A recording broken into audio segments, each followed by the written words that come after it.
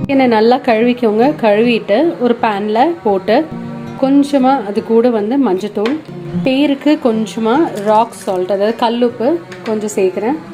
அப்புறம் தண்ணி சேர்த்து இது வந்து நம்ம பாயில் பண்ணி எடுத்துக்கலாம். ஒரு பேன் ஹீட் பண்ணிக்கோங்க.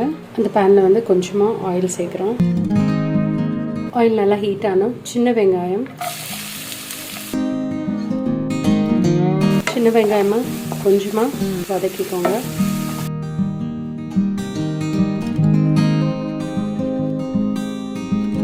இது கூட கொஞ்சமாக இஞ்சி பூண்டு விழுது சேர்க்குறோம். காரத்துக்கு வரமிளகாய், கொஞ்சமாக ஜீரா பவுடர், கொஞ்சமாக பட்டை கிராம்பு ஏலக்காய் சேர்த்தன பொடி,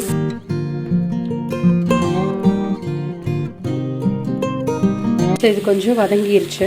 வதங்கின உடனேயே வந்து நம்ம வேக வச்ச சிக்கன் சேர்க்க போகிறோம் தண்ணியோட.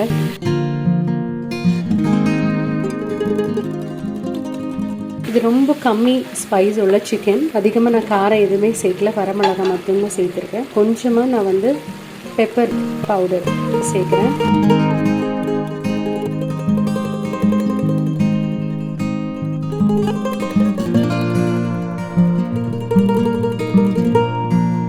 இது கொஞ்சம் வேகும் போதே பேருக்கு கொஞ்சமாக கல் உப்பு சேர்க்குறேன். ஆல்ரெடி நம்ம வந்து வேக வைக்கும்போது சேர்த்துருக்கோம்.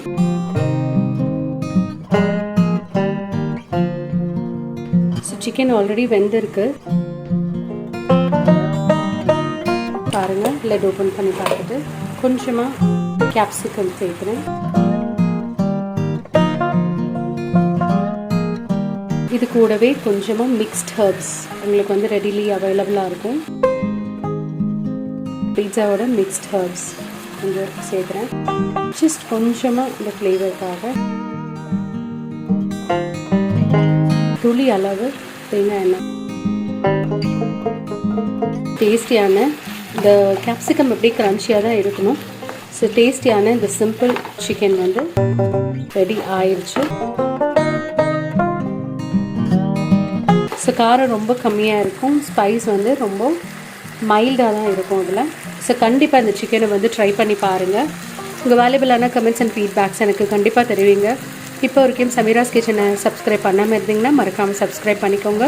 லேட்டஸ்ட் வீடியோ அப்டேட்ஸ்க்காக பக்கத்தில் இருக்கிற பெல் ஐக்கானை மறக்காமல் கிளிக் பண்ணிக்கோங்க. தேங்க்ஸ் ஃபார் வாட்சிங்.